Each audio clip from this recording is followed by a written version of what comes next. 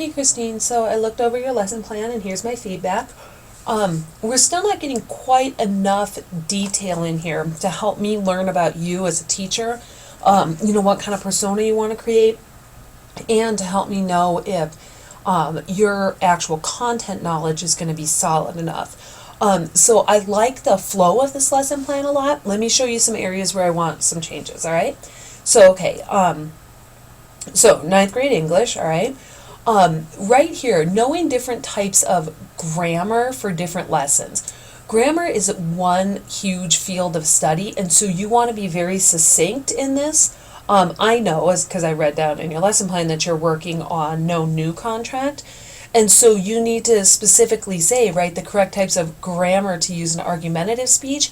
Do you want to say word choice? Do you want to say sentence fluency? Do you want to say, words, phrases, and clauses, things like that. Okay, so the use of the word grammar up here is just much too broad, all right? So you pick the perfect kind of evidence outcome for this lesson plan, all right? And here you have students who will be able to create cohesion in their claims and counterclaims by editing their grammar, words, and phrases.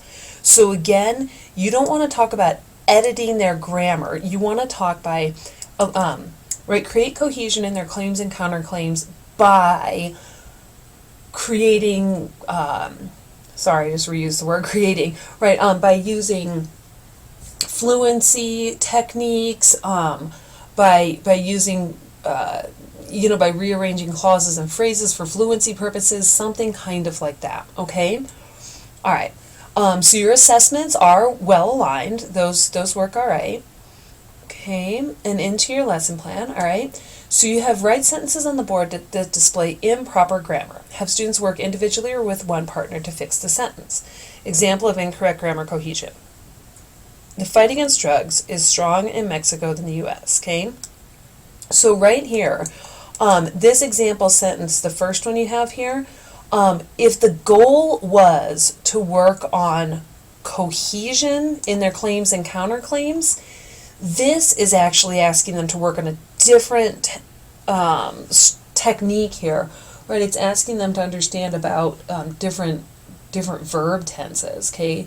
The fight against drugs is stronger in Mexico than in the U.S. So that's not a cohesion technique.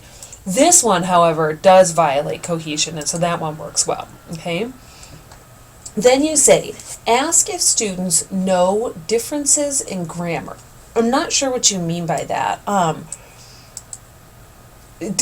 not sure if you meant ask if students notice differences in grammar up here or what. So I'm not sure what that means. And then here you have cover importance of grammar in essays and speeches. I want you to script this out for me. What are you going to say? How are you going to say it? How are you going to take it from the student world and bring them into your content? This is the kind of information where I want this scripted out here.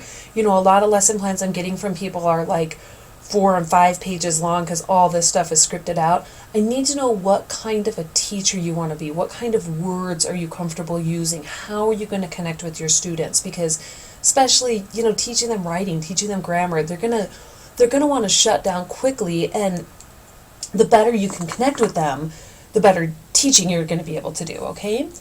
Then you say make students take notes on different types of grammar.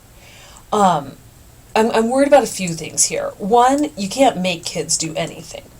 You can request them, you can require, I don't know, there's lots of things, but you got to be careful about writing that in a lesson plan, okay? Because if students say no, it just worries me because I don't know your teacher persona yet. And you say make students take notes on different types of grammar, right? And then again here, different types of grammar usage. I want this scripted out. Grammar is a whole field of study. I mean, this is akin to saying make students take notes on different types of books, right? It's huge, it's monstrous, okay? Be much more succinct. Then you say have students write out their ideas on what they want to claim and argue. Okay, I don't have any connection here. I don't know where this is coming from, right? You started out class with these, scrolled too much, with these 2 sentences. Then you move on to grammar. then you just say, what do you want to make a claim about? I wonder, Christine, if what we're dealing with is just a lesson plan writing issue more than like a thinking about it issue. When you get back next week, I want you to come in and talk to me, like walk me through this lesson plan and let me help you write it so that it comes out the way it's supposed to sound in your head. Because I have a feeling you've got pieces in here or in your head that you haven't written down here, okay? Because what it reads to me is that you're like taking notes on grammar. What do you want to make a claim about? It's too choppy, okay? Then you have demonstrate the no new contract. Then you say have a student repeat what we've done or discussed. There's no teaching in here, okay? You want to demonstrate this so they can experience it. Then you have to label what it is that they have experienced. You have to identify it for them. You have to walk them through it. You have to define it for them.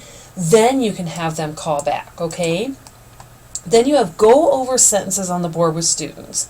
Have students lead the fixes, and if they are incorrect, explain to them the correct answer and why. Again here, right, we need to ditch this. It's not a cohesion thing, all right? And then I want to see you have the students do the corrections and the students explain why it works so that you understand their understanding and or you understand their misunderstanding, okay? When you say check for understanding at the end of this step before they practice in groups, I'm not sure which step you're referring to. I assume you're referring to the no new contract, but I haven't seen it defined. I haven't seen note taking based on that, okay? You say make sure instructions to the group are clear. Script those instructions out. You say have partners work together on their papers to create known new contract arguments. Do they already have a rough draft written? And so they're revising. I'm going to scroll back up really quick in case I missed that. No, I don't. Well, I don't see that they have something already written to revise, okay? And then have groups share out and take notes on things they learned. Oh, you know that word bugs me, so don't use that word, okay? Ideas they heard that could help them. Then you have them rough draft their essay with revisions, okay? The no new contract is a revision technique. They have to have a rough draft done first. Okay, so I really think, Christine, that there's probably a lot of extra steps going on in your head that just aren't getting into these lesson plans. Let's schedule some time to sit down and talk about it. And let me walk you through what I'm seeing, and you walk me through what you meant, and let's get the two to mesh up. Okay, thanks.